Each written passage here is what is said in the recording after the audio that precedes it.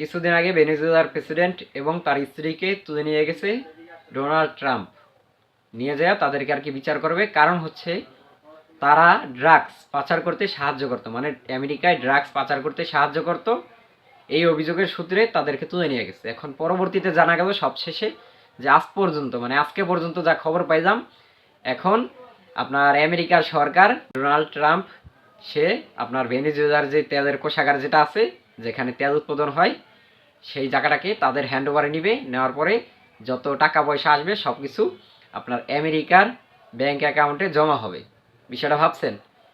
মানে মেইন কারণ হচ্ছে আপনার ওনারা যে ওই যে তেলের খনিজ আছে ভেনেজুয়েলায়, সেই জিনিসটা নেওয়ার জন্যই আর কি এত নাটক সাজানো।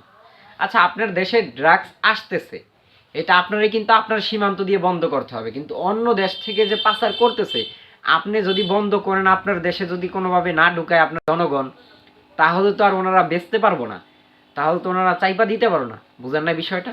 আপনারই তো নিয়ন্ত্রণ করতে হবে। আপনার দেশে কিভাবে ড্রাগস ঢুকে সেটা আপনার বন্ধ করতে হবে, তাহলে তো আর অন্য দেশের লোকজন কোনোভাবেই ড্রাগস বিক্রি করতে পারবে না। যাই হোক, অনেক নাটক মাটক সাজায় আর কি তেলের খনিজটা নেওয়ার জন্য এত নাটক ছিল, সেটা আর কি স্বপ্ন ওদের পূরণ হয়ে গেছে যে এখন তেলের খনিজ ওরা সম্পূর্ণ পরিচালনা করবে, দেখাশোনা করবে, আর সম্পূর্ণ টাকা আমেরিকার কোষাগারে ঢুকবে। যে খুব ভালো উদ্যোগ। এইভাবে আর কি প্রতি দেশকে তাদের জিম্মায় করে রাখতে চায় আমেরিকা। তো এখন ইরানে কি হয়েছে, ইরানে আপনার একটা আন্দোলন হচ্ছে, মানে দ্রব্যমূল্যর দাম নিয়ে, মাল জিনিসের দাম বেশি, টাকা পয়সার সংকট, এই সব কিছু নিয়ে একটা আন্দোলন হচ্ছে। এই সময় আর কি ইরানের আপনার সাধারণ নাগরিক যারা আছে তারা আর কি সরকার পতনের ডাক দিয়েছে। এখন এই যে ইরানের আয়াতুল্লাহ খামেনি, ইনি হচ্ছেন মুসলিম লিডার। এই মুসলিম লিডারের ওনাদের রাজত্ব হচ্ছে প্রায় 40 বছর থেকে। এই 40 বছরের আগে রাজতন্ত্র চলতো, এটা হচ্ছে আপনার আমেরিকার সাপোর্টেই সম্পূর্ণ রাজতন্ত্র চলতো। আগে আপনার এক সময় রাজতন্ত্র এটা আমেরিকার সাপোর্টেই চলতো। তো আমেরিকার এই সাপোর্টটা সরানোর জন্য ইরানের জনগণ আপনার একটা আন্দোলন করছে, সেখানে ইসলামী বিপ্লবী আন্দোলন, মানে ইসলামিক একটা বিজয় হয়েছে। এরপর থেকে রুহুল্লাহ খামিনি আর কি দেশ পরিচালনা করতো, তারপরে আয়াতুল্লাহ খামিনি এখন করতেছে। আর এরা করতেছে হচ্ছে রুহুল্লাহ খামিনি মারা যাওয়ার পরে আয়াতুল্লাহ খামিনি এখন করতেছে। আয়াতুল্লাহ খামিনি বর্তমানে আর কি ক্ষমতা আছে, তিনি হচ্ছেন বর্তমানে মুসলিম বিশ্বের মুসলিম লিডার। এই মুসলিম লিডার হিসাবে বর্তমানে চলতেছে। তার আর কি মানে আমৃত্যু, মানে মৃত্যু হওয়ার আগ পর্যন্ত তার ক্ষমতা থাকবে, আর তার মাথায় জ্ঞান বুদ্ধি থাকা পর্যন্ত তার ক্ষমতা থাকবে। কিন্তু সরকার, মানে একটা দেশের সরকার, প্রেসিডেন্ট যেটাকে বলে, সেটা দেশের জনগণের ভোটেই আর কি হয়। সেটাও আলাদা, সেটা আলাদা আছে, সেটা হচ্ছে আপনার মাসুদ পেজিশকিয়ান, সে আর কি ইরানের সাধারণ জনগণের ভোটে হয়েছে। দুইটা জিনিস আলাদা, মানে মুসলিম লিডার একদিকে আর আপনার প্রেসিডেন্ট আরেক দিকে, এই দুইটা জিনিস দুই দিকে। মুসলিম লিডার বরাবরই তার মৃত্যুর আগ পর্যন্ত ক্ষমতায় থেকে যাবে, আর প্রেসিডেন্ট যিনি, তিনি হচ্ছেন জনগণের ভোটে হবে। এখন ইরানের জনগণ চাইতেছে আয়াতুল্লাহ খামিনিকে কিভাবে সরানো যায় তার ক্ষমতা থেকে, সেইটা নিয়ে আর কি তারা উঠে পড়ে লেগেছে। এর পিছনে আর কি মদত দিচ্ছে হচ্ছে আমেরিকা, কারণ আমেরিকা চায় তারা যেন পুরো বিশ্বের মুসলিম যেন তাদের কাছে মাথা নত করে থাকুক, এটা আর কি আমেরিকা চায়। এর জন্য এই যারা আন্দোলন করতেছে তাদেরকে সম্পূর্ণভাবে সাপোর্ট দিচ্ছে, মদত দিচ্ছে আমেরিকা।